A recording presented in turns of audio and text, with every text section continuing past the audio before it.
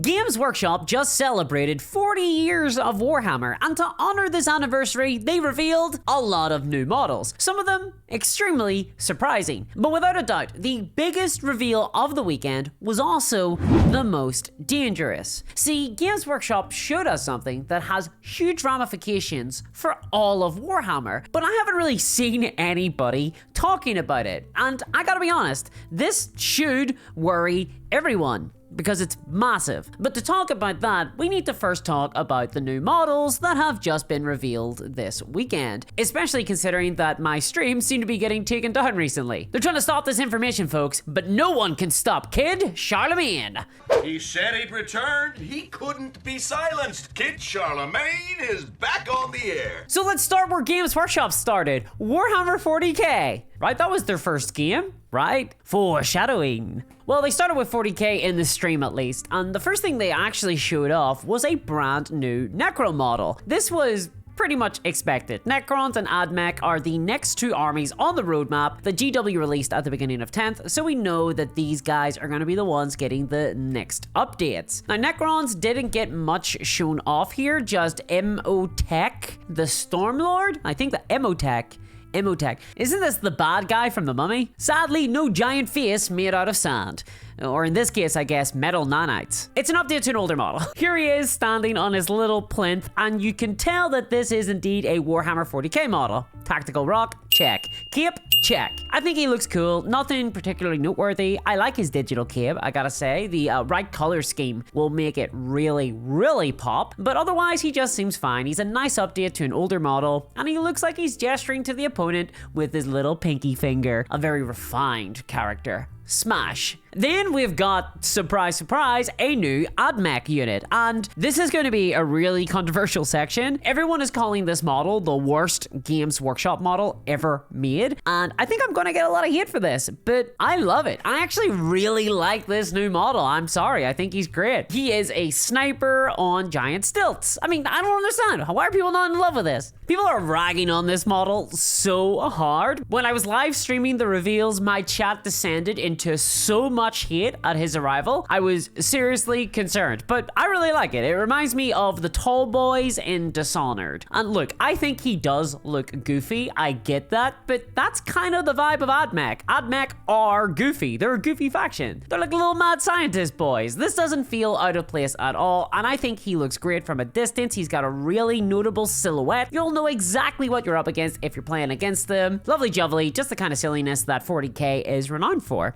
He is kind of screwed in game though, I will say, because with true line of sight, I mean, good luck hiding this guy behind cover. Still, I really like the model. They also showed off some Age of Sigmar next, and okay guys, who put Space Marines in my fantasy game? Who's that company? It's Games Workshop!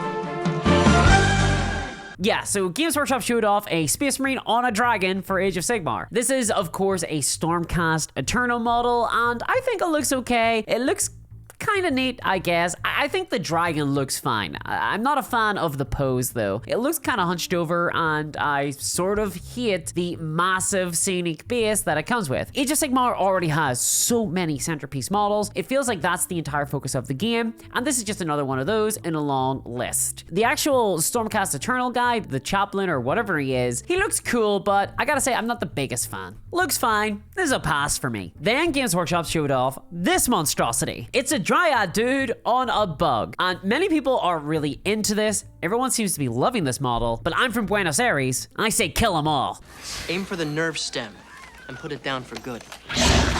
I think the bug looks cool, and I think the Dryad looks cool, but I hate both of them together. The colors clash, the model is sitting on the bug oddly. Overall, it just feels like a tonal mess, which in fairness is kind of the Age of Sigmar vibe, but this is a massive pass for me. If the bug was single, then it would be a smash. Sometimes you gotta keep the peanut butter and jam separate. We then had a massive announcement for Kill Team. I felt actually pretty venerated by this announcement because Games Workshop finally revealed something that I've desperately been arguing for on this channel for like the last 2 years. So you can pretty much ignore all of my old Kill Team videos now. GW are finally releasing models and terrain separately. So before, when Games Workshop released models for Kill Team, if you wanted to buy them, you'd need to buy this massive expensive bundle box of 2 different gangs and then also half a table worth of overpriced terrain. Now, no more. With this new Kill Team release, they're finally releasing the Kill Teams separately from the terrain. Excellent. Yes, this is great. Well done. In theory, at least. There's sort of a hidden dark side to this. I'm concerned that the prices will actually get worse overall because taken separately, the terrain is going to be sold for something around like $120, and then the 2 Kill Teams are going to be sold together in a bundle box for around $130, or at least that's the price of the Warcry releases that released in a very similar way. And that's really bad for Kill Team players who want to buy everything together with this release. But it does highlight how overpriced Warhammer terrain is. There's a lot of other sellers who sell terrain for a lot cheaper. That said though, Warhammer 40k players who just want to pick up the Kill Teams that are getting released won't have to pay as much money, and that gives those players a lot more choice. So from that perspective, it's a lot better. Besides, if you are a Kill Team enthusiast and you want to buy all of the Kill Team content, then this should reduce the price of staying up to date with the Kill Team game, because now you just need to buy the terrain once rather than 4 times in a row like last year's season, where every single box just came with the same terrain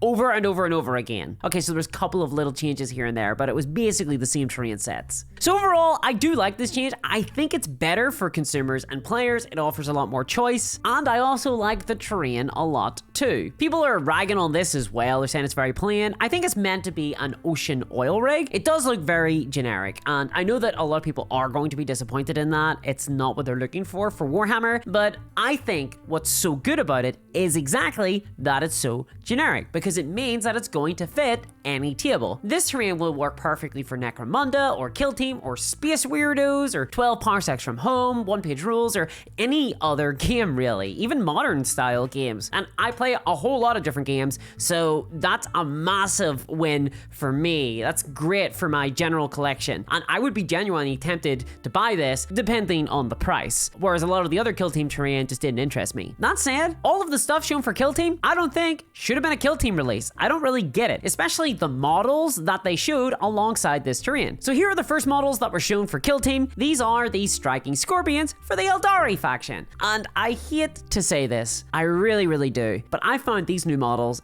incredibly disappointing. I was so sad when I saw them, and I'm not sure why. I mean, they look fine. Maybe it's just the repeated poses, maybe it's the fact that they don't look very dynamic, maybe it's selling them as a Kill Team feels really weird because they have like 0 variety in what they're armed with. They all have those chain swords. I think they're going to be really boring as a Kill Team, and I just don't understand why they were packaged this way instead of just being sold for 40k. In contrast, however, the Space Marine Scouts that are getting sold alongside these look amazing, which is really weird to me because I've never liked Space Marine Scouts at all. But these actually look really good in my opinion. They have tons of options, loads of different poses, and they just feel more like a Kill Team. But overall, this entire Kill Team release feels more like something for 40k players. Now, a lot of people were really disappointed in this overall release, especially Warhammer 40k players. This was the 40th anniversary of the kind of Warhammer brand, and it feels like there could have been something way bigger to announce. But that said, as someone who played Warhammer Fantasy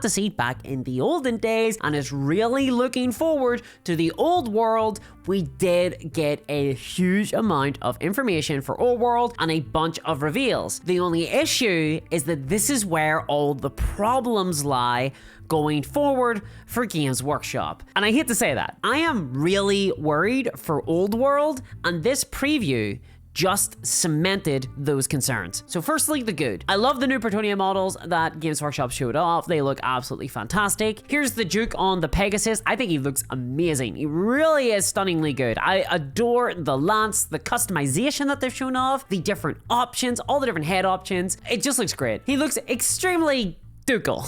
They also showed off these Realm Knights on foot. This is an entirely new unit for Bretonnia. This was never in the original game, and they look fantastic. I feel like the helmets are maybe a little bit too much overall. There's like a lot going on there, but I do like them all the same. I like that there's an option to have female knights as well. It feels very lore accurate to Bretonnia. Some of the arms look a little bit odd, like the banner bearers. The posing feels very stiff, but I love their bibs and their cloth, and they don't look too heavily detailed. I think these should be easy enough to paint, depending on how crazy you want to make their coat of arms. And it looks like there's plenty of customization, which is kind of old school Games Workshop at this stage. I think they're a real triumph, honestly. The handmaiden of the lady looks great as well. Very clean design, very classic. Wouldn't actually look out of place on a D&D table. The only issue that I have is that the sort of plant that she's standing on looks it looks really bad in my opinion. I don't like the fact that she's positioned kind of diagonally. I think that looks kind of dumb. I get that it's an homage to previous sculpts in the past, specifically for the High Elves, but I really hope that this is easy to remove. Unfortunately, it is a resin model as well, so it's going to be harder to kind of kit bash. Personally, I'm going to try and cut away all of that plant stuff just to put her on a base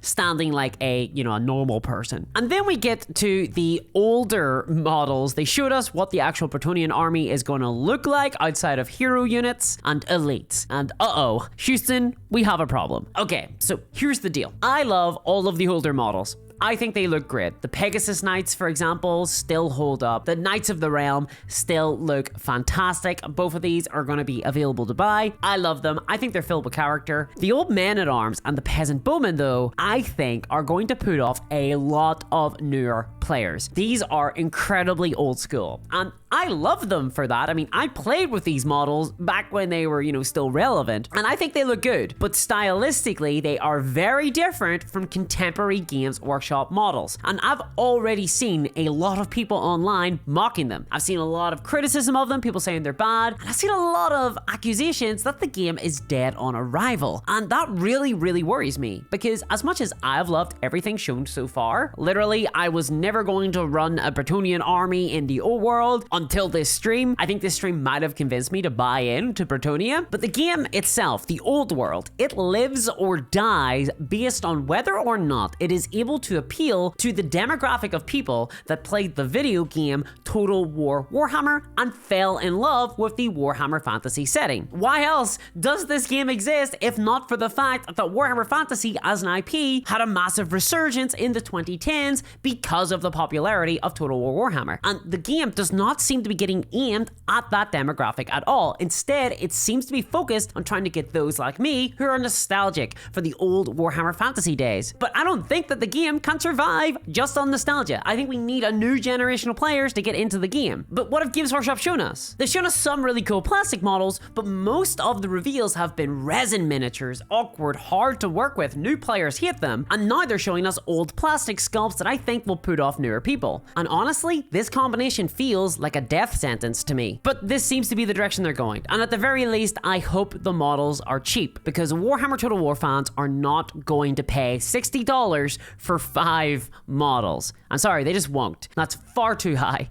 I mean, the community itself kind of lost its mind whenever the DLC went above $20 recently for Total War. So that should really scare off Games Workshop from trying to hit those high price points. The worry is a lot of these resin models are going to be very expensive, I think, and therefore they might scare off a lot of players. That said, the old models do look like they're being sold as 32 models all bundled together, so you're going to get a lot of them, which is good, because I suspect you're going to need a lot of them for the old world. And I'm hoping that they're sold at a similar price point to the Middle-earth strategy battle game units, which are the most affordable models that GW sell. Still, overall, I'm concerned that the game is going to land like Horus Heresy. And if you don't know, that game sold really well when it first came out. The launch box for Horus Heresy did absolute gangbuster, pretty much sold out, and then the game just kind of died off. There was massive hype and then it petered out and everyone went back to 40k. And I really don't want that to happen to Warhammer the Old World. I really feel like Old World could be a whole new gateway to miniature wargaming. But we'll find all this out in February, at least according to an alleged Warhammer Twitter post that was quickly taken down. And if you're interested in seeing the latest Warhammer 40k models that have just come out, check out this video here. And check out my Patreon at patreon.com/discoursminiatures to support the channel and get exclusive reviews, live streams, and hang out with me. And a huge thanks to all of my patrons, especially CryptoKev, Novani, and Travis Hunter. Thank you so much, guys. I'll catch y'all next time. Bye-bye.